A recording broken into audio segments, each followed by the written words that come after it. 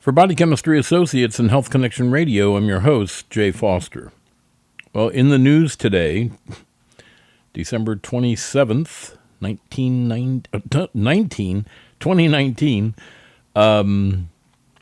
Google had a featured article, which you can find on CNN.com. And the title, under CNN Health, the title of the article was, "A Woman Was Permanently Injured from a Skin Lightening Cream Tainted with an Extremely Toxic Form of Mercury," the first such case in this country. And they have the picture of Pond's Rejuvenesce on the front of the article. It says a Sacramento woman was poisoned by a skin lightening cream, rendering her comatose. Hers was the first case of methyl mercury poisoning linked to a skin cream in this country, the CDC said. In July, the 47-year-old woman visited a doctor for an odd prickling sensation and arm weakness. When she returned 2 weeks later with blurry vision and slurred speech, doctors admitted her to University of California at San Francisco Hospital, where her condition rapidly declined into, quote, agitated delirium, wrote the Dr. Paul Blank of the USSF Division of Occupational and Environmental Medicine, California Poison Control System. Her body contained abnormally high levels of methyl mercury. He wrote, methyl mercury is a highly toxic and cause permanent damage to the nervous system. CDC reports indicates her injuries are likely permanent. Well, we know we can get rid of mercury. The higher the value, the worse it is. But I had firsthand experience with this from years ago, and she had purchased the skin cream, and it's not all of Pond's products at all, and not even all of the Rejuvenesce, but anything that comes from Mexico, you have to be very suspicious of. And there's a list on here. If you click it, a CDC list of known skin creams that have mercury, and most of them are from Mexico, some from China. You got to be very careful. And, I say a lot of things about the FDA and the CDC, but one thing they're very careful with is that they really watch cosmetics as much as they can in this country. But if someone sends you some from Mexico, I wouldn't use it and consider it guilty until proven innocent. I had firsthand experience with this. We had a client for years, hadn't seen her for years, and she came. She was doing fine last time I had seen her, and then she came back because she was very depressed. She had headaches. She couldn't think straight. So we did a trace element and toxic metal analysis of her hair and found her mercury was off the chart. Now, we had about 3 or 4 samples before this from a couple of years prior, and her mercury levels were normal. So now all of a sudden, they're off the chart. What happened? So I asked her about this and about that, and no. And then I said, what have you done different? And she said, well, the only thing I can think of is my sister sent me a day cream and a night cream from her home in Mexico. This woman had been from Mexico, and her sister sent her some creams that apparently worked very well, and she started using them. And it was after that, a few months or whatever after that period of time, that she started having these problems. So I called our lab and asked them if they could test a cream, because they always test hair. Could you test a cream for mercury? They said, sure, send some out. So I got a sample of each of the day cream and the night cream and sent it out to the laboratory. And they diluted it down, to be careful. And they were cleaning mercury out of their instrument. They weren't that pleased with me. They were cleaning mercury out of their instruments for a couple of weeks. There was so much mercury in those creams. It was amazing. So we started the woman on natural detox, which we do in our body chem programs at Body Chemistry Associates at 1-800-CHEMIST, and using vitamin C, selenium, and some other nutrients, she slowly started to feel better. And in a subsequent hair metal analysis, we found that her mercury levels were indeed lower. So that was another case where it happened from a skin cream from Mexico. And the CDC says that in their list, some of these were put in post-production. So they already had in this case, the Pond's Rejuvenesce cream, and someone added mercury to it. Well, on our mercury list that I've studied for years, I've studied mercury 42 years, they always listed skin lightening creams as a possible source for mercury poisoning. And so I always knew that. And it was interesting.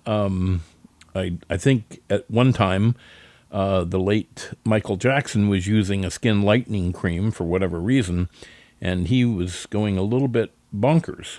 Now, mercury is a toxin to the brain and central nervous system. The Mad Hatter syndrome. The Mad Hatter from Alice in Wonderland the character was based on the Hatters that in way back when they used to block hats with felt that was mercury-laden felt, and they went crazy due to the exposure. So that's where the Mad Hatter character came from in Alice in Wonderland.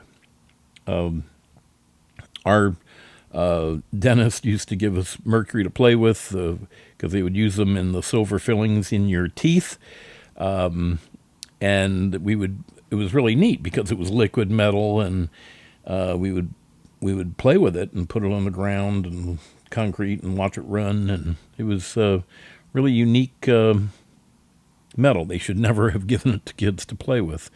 In fact, they look at it a lot differently now. A Margate man from years ago, let me see if I can get this where it is. I forget what year it was, but it was reported in the Sun Sentinel. Guy had just bought a house, and he was puttering around his garage, and he found a vial of mercury. And he brought it out and showed the kids, and they were all amazed. And he gave one of the kids some to take home and play with. And they spilled some out on the driveway and everything. Well, when the mother of one of these children saw this, she called the Poison Control Center, and all of a sudden the EPA showed up in hazmat suits, and they cordoned off, I think it was a 2 or 3 block area, and went into the houses where it was exposed and brought it, they cleaned up any mercury that was there. So when I was a kid, way back when, in the 50s and 60s, the dentist used to give us mercury to play with, and here the guy spills a little bit on his driveway, and they send out hazmat. This was in September of 2010 in the Sun Sentinel. Margate mercury cleanup may cost $250,000 just for that one spill. Now, they also put mercury, unfortunately, in your dental fillings. And in the Miami Herald back in 2001, they used to have health, it was, what was it called? I almost had it. Anyway, once a month they would have, it was Action Line. And then once a month they would have, or once a week, I guess, they would have Action Line on health. And on this one, they did it about mercury in the silver fillings. Someone said, just how safe are the fillings in my teeth?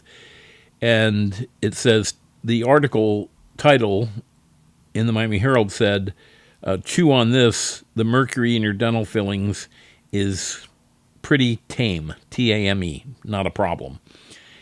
And so to find out about that, they talked to a dentist, professor emeritus at Columbia Dental School about this, and he said that the mercury fillings were safe. But what he said was, and this is interesting, so this is Dr. Mandel, professor of dentistry, emeritus, and former associate dean for research at the director for the Center for Clinical Research in Dentistry at Columbia Dental School.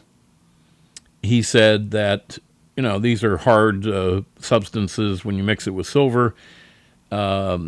stable and long-lasting filling that can withstand the wear and tear of heavy chewing puts on your molars. But what he said was, after that, and they put this right in the article, they're going to this guy to prove that mercury fillings are safe. He says, when you chew or brush your teeth, Dr. Mandel says, minute amounts of mercury come out either in microscopic hard bits that you swallow and later excrete, or as a vapor that you inhale and again later excrete. So chewing and brushing your teeth, are you kidding me? And they're calling that a safe form of, that mercury is not a problem in your fillings. Chewing and brushing your teeth, well, you shouldn't have any more silver fillings ever. For a long time, the Florida and the California Dental Board would tell dentists that if they said anything about removing your fillings for health reasons, they could lose their license. And that was the case, I don't know, maybe 20 years ago at least. Now, when they remove the fillings, they put it in like a biohazard pail that's tightly sealed, looks like radioactive material. And so one more point about mercury. Everyone says, oh, there's mercury in fish and in swordfish and tuna. Well, there is, but it's bound tightly to selenium. The only reason that these fish pick up mercury is because it's bound tightly with selenium. They have selenium in their tissues that attracts mercury like a mercury magnet and holds onto it tightly, and it does not dissociate after that. So you can eat swordfish and tuna fish just fine. Any fish that they say has mercury, although it has mercury, the form is mercury selenide. That protects the fish and it protects us. Because when we catch tuna and swordfish, they're not swimming upside down and bumping into walls, as they would maybe if they had mercury poisoning. It's showing that the selenium, this is from, let's see, University of North Dakota. I don't see the actual journal article here. It says numerous studies indicate that selenium present in the foods, including fish, protects against mercury exposure. So it's they've got it a little wrong. Now, where did you maybe get, if you do have mercury, and we test for that, maybe childhood exposure to a mercury compound called mercurochrome. Oh, yeah, I had that as a kid. They always gave it to us for cuts and scrapes and bruises and sore throats. When Bell South was Southern Bell, way back when, I got this from an operator. They said that whenever any of their operators, back when they had the plugs that they would plug in, number please, and that kind of thing, whenever they would get a sore throat, they'd march them down to the nurse's office and paint their throat with mercurochrome. And that happened a lot. So mercurochrome, merbromina in certain Latin countries, and in Russia, there's a green ointment. Let me see if I can get this out of the way so I can see the name. It was a green ointment. It's not showing me. But the green ointment it was on a base of mercurochrome. And I found that it used to be a fad for some teenage girls way back when, that for suntan lotion, before Coppertone came out, they would mix mercurochrome with mineral oil, slather it all over the bodies, and go bake in the sun. And we've seen 4 or 5 of those now, and they all have very high levels of mercury, and it takes a long time for that to come out. And there's a lot of there used to be much more mercury in childhood vaccines. They've taken most of it out of childhood vaccines. Now they've replaced it with aluminum. And the fluorescent lights also had or have mercury in them. Back on the cosmetic part, they used to put mercury in mascara. In fact, Michelle Gillen, who was the excellent investigative reporter for Channel 4 for a number of years, she won 39 Emmys. She interviewed me about this. Mercury in mascara. Minnesota, probably back in 2005, became the first state in the union that outlawed mercury in cosmetics. And I think it's supposed to be out of all of them now, but that was also another potential source for mercury. So the best way to find mercury is in our body chem program. We do trace element and toxic metal analysis and full blood chemistry workups. And then we design nutritional programs. If we find toxic metals, mercury, lead, cadmium, or aluminum, we design programs to help pull that out of your system in a safe and effective way. More information on our programs at Body Chemistry Associates. Give us a call, 1-800-CHEMIST, 1-800-243-6478. On the web, 1-800-CHEMIST.com. This is Jay Foster on Health Connection Radio, and we'll be back with you with a future podcast.